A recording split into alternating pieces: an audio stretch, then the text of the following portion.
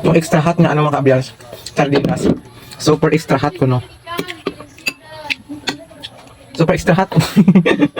Huwag ka naramdaman ang ano, ang super extra. Hot lang siya. Gusto ko tong ano, tong super extra tong babukas pa lang ng sardinas. Hindi ko na magkaon. Kaya pero sa akin ang hot lang siya. Hindi siya super extra.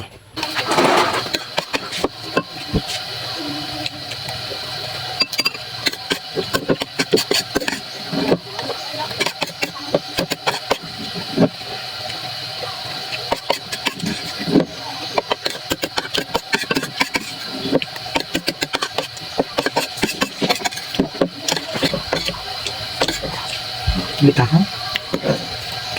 Sarap.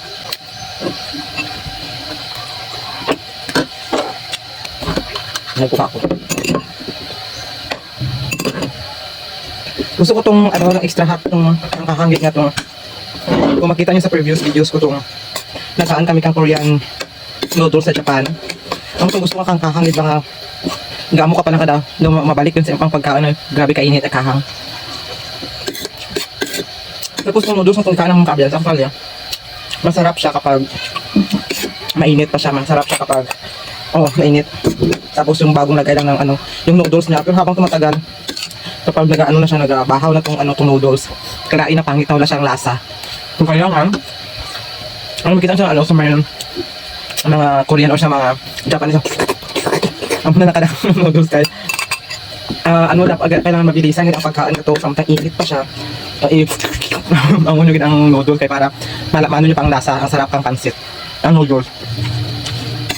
Yung kapag ano na siya, habang natagal nagalamig na yung noodles, hindi na masarap. Pero ako alin medyo anghang man siya or hindi ang panghang yung ano ko sa'yo, grabe na balas ba.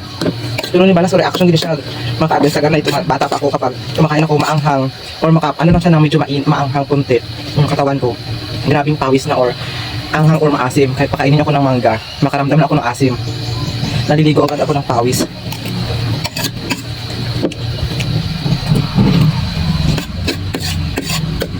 Reaction ng katawan ko lang ito pero hindi ako sulit, hindi ako hindi ano yung isang makita nyo kung abin nyo kung grabe gig na kangkahang or ginagutman gid ako kay grabe balhas ko. Basta makaramdam lang ng kunting anghang yung katawan ko, as in grabe, tingnan nyo. Gituluro gid ang balhas ko.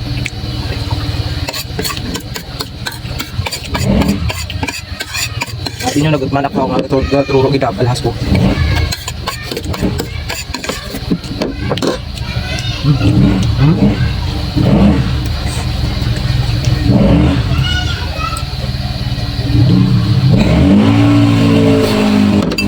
So, ano pa kabiyan? Bye bye. Thank you for watching.